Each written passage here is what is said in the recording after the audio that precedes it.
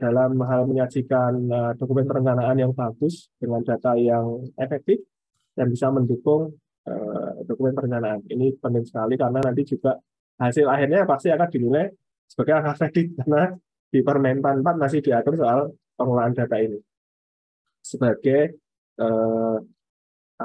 sebagai dasar kita untuk mempertanggungjawabkan kinerja di anak kredit.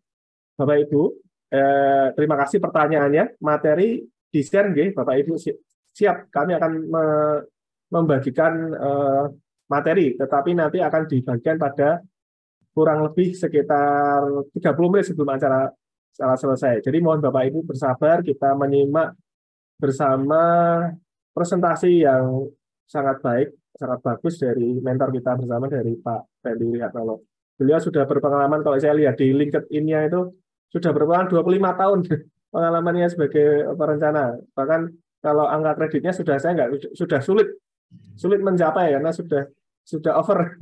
Ya, tapi akan menjadi panutan kita semua ya, Bapak Ibu, bagaimana pengalaman beliau berkarir di Bappenas dan di beberapa instansi MP3EI, kemudian beliau juga menjadi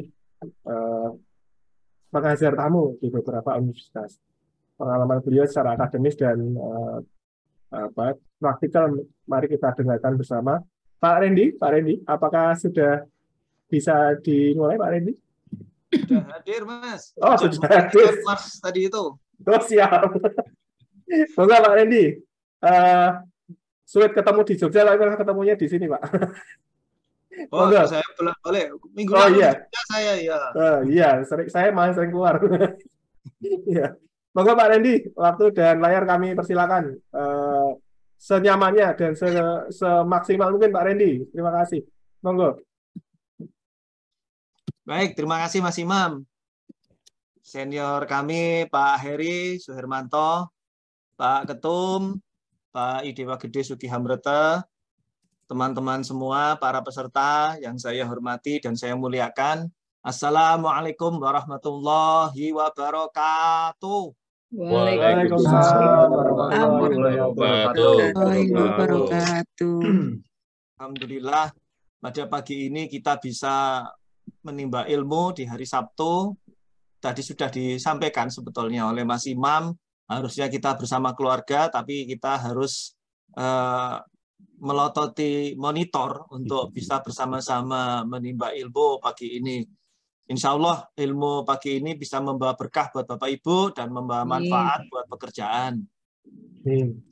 Tadi sudah disampaikan pengantar oleh Pak Heri, Pak Ketum, Pak Gede, kemudian juga disampaikan sedikit pengantar oleh Pak Imam sebagai moderator.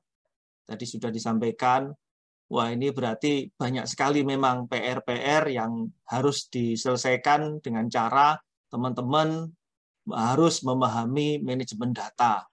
Sehingga tepat pagi ini sesi pertama dari kelas tingkat menengah ini ya. Ini benar-benar kelas tingkat menengah. Jadi ini penting saya kira untuk digarisbawahi kepada para peserta semua karena ini kelas menengah. Maka buat teman-teman yang mungkin memperoleh atau mendengarkan materi ini ada yang kesulitan, mungkin persoalannya bukan saja pada materinya yang komprehensif, namun juga persoalannya barangkali memang teman-teman harus memulai dari awal dulu ya, dari awal. Sebagai contoh misalkan tadi Pak Heri sudah menyebut jenis data, level data, tadi disebut ada data numerik, data string. Data numerik sendiri sebetulnya merupakan data rasio, data string itu bisa dimulai dari data nominal, ordinal, dan seterusnya. Nah, untuk kuliah kita pagi ini, jenis-jenis data tersebut, saya berharap Bapak Ibu sudah melampauinya. Jadi sudah tidak lagi membahas kategori data. Ya, jadi kelas pagi ini memang kelas untuk tingkat menengah yang memang memiliki komprehensivitas yang cukup tinggi.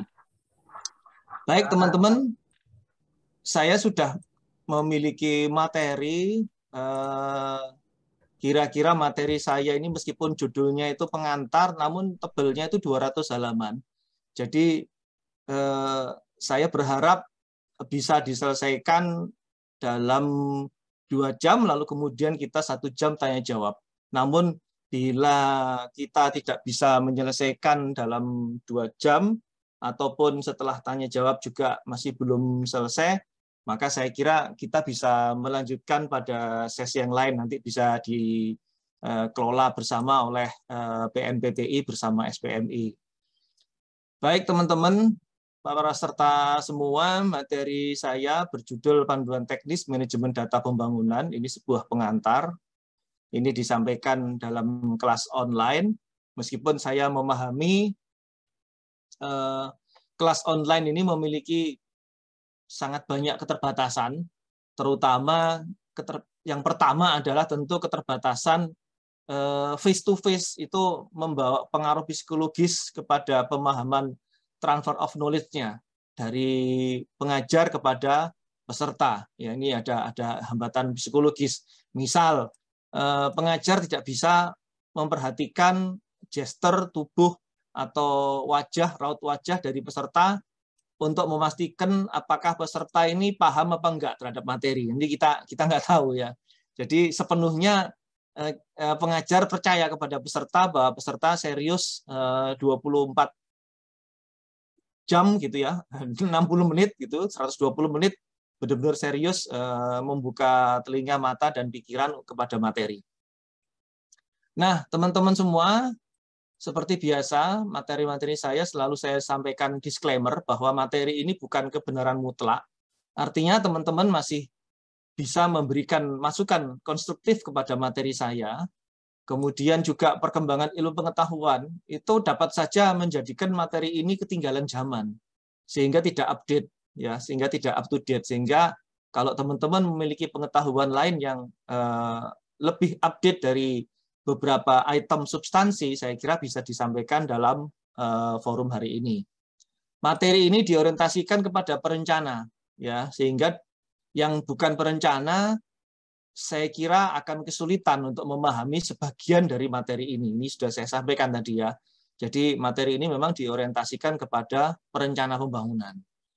Kemudian langkah-langkah yang ada di dalam materi ini memberikan penjelasan logis dalam memahami konsep manajemen data. Sehingga saya kira kalau teman-teman serius mempelajari apa yang saya sampaikan, saya kira beberapa hal teknis teman-teman akan mampu melaksanakan secara mandiri, ya.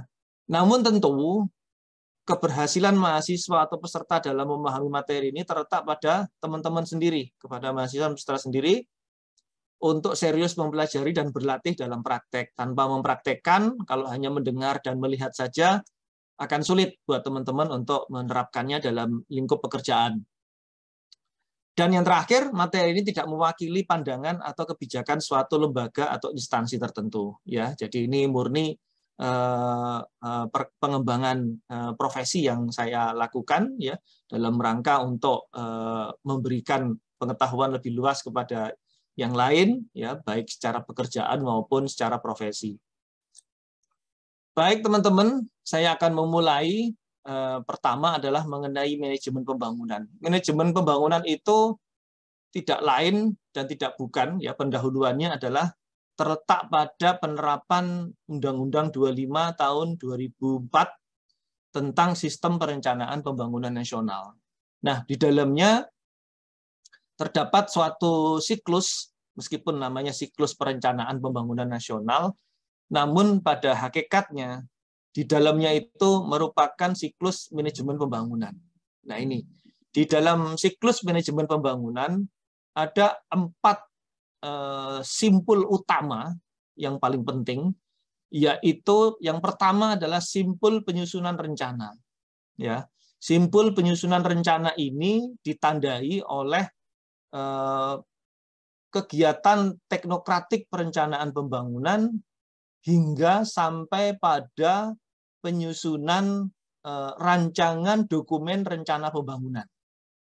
Yang kemudian dokumen rencana pembangunan ini dibahas, ya masuk ke simpul yang kedua, dibahas baik oleh unsur antar eksekutif maupun unsur antara eksekutif dan legislatif dalam rangka menetapkan draft rencana pembangunan tadi itu menjadi kebijakan pembangunan, ya. Kemudian setelah kebijakan pembangunan tadi itu disahkan atau disetujui oleh legislatif, maka menjadi kebijakan yang resmi untuk dilaksanakan. Nah, ketika dilaksanakan, maka tentu ada proses pengendalian pelaksanaan rencana.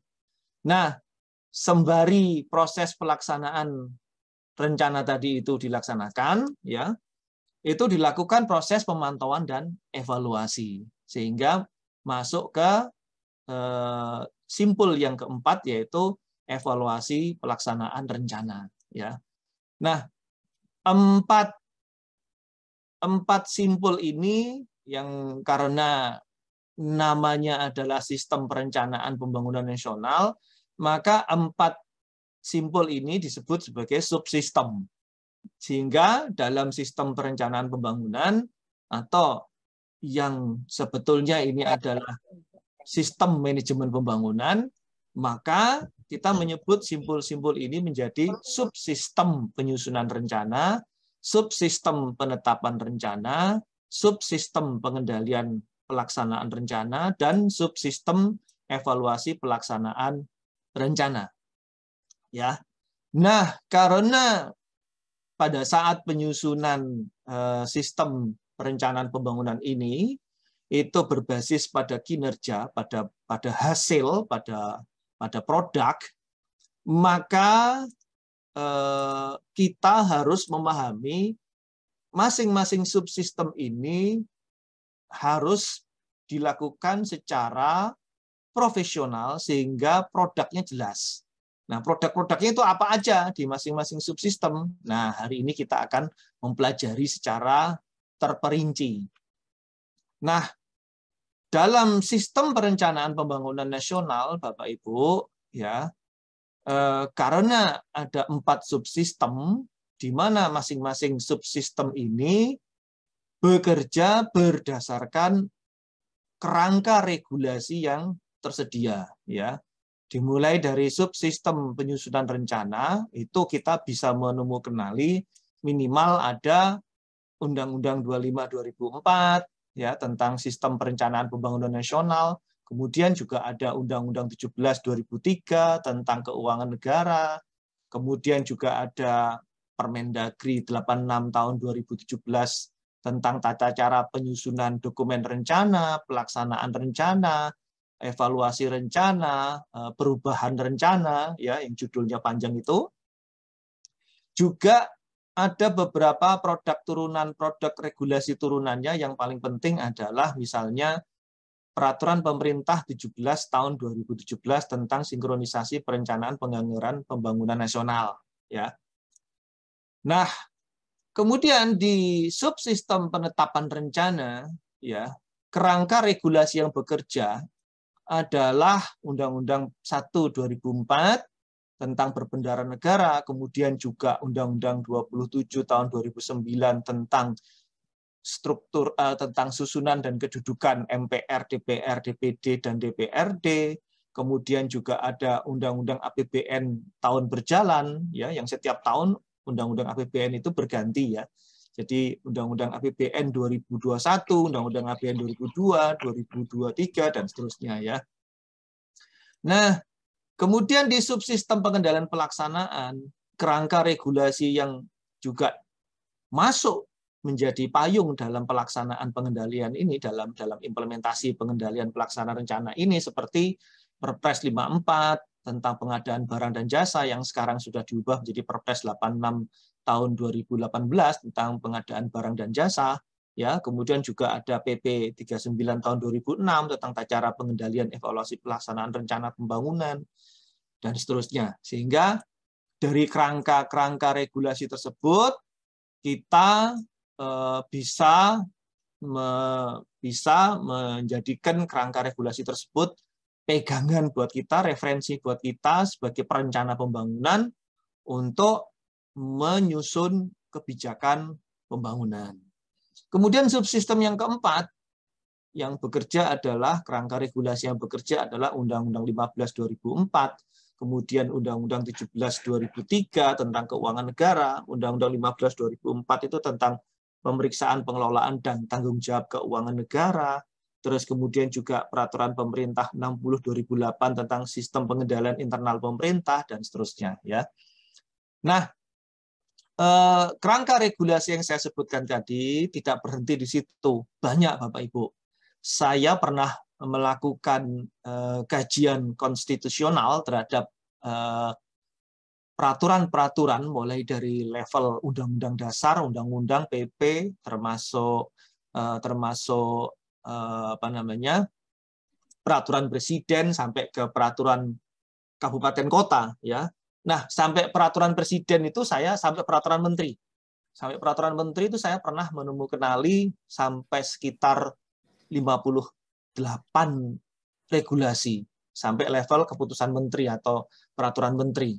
Kemudian yang di level kabupaten kota dan termasuk level provinsi, saya menemukan ada sekitar 800-an ya, saya 800-an, jadi 58. Kalau di level provinsi kabupaten kota itu ada masing-masing kabupaten kota mengatur dirinya sendiri, itu ada sekitar 800-an. Nah, kuncinya di 58 itu. Jadi banyak sekali kerangka regulasi yang harus kita pahami satu persatu untuk menjalankan sistem manajemen pembangunan ini. Nah, Bapak Ibu dalam memahami hubungan antara manajemen data dengan sistem perencanaan pembangunan, dari paling dasar sini saja sudah kita harus memahami data mengenai apa itu, data mengenai regulasinya.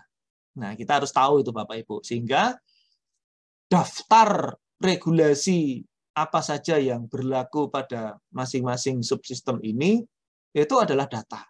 Nah, kita harus memahami pasal per pasal dari masing-masing ketentuan tersebut dalam masing-masing regulasi tersebut agar kita dapat memahami cara yang terbaik dalam menjalankan sistem manajemen pembangunan itu. Berikutnya adalah manajemen pembangunan dan manajemen data pembangunan itu memiliki hubungan yang tadi saya sebut barusan. Hubungannya apa Bapak Ibu?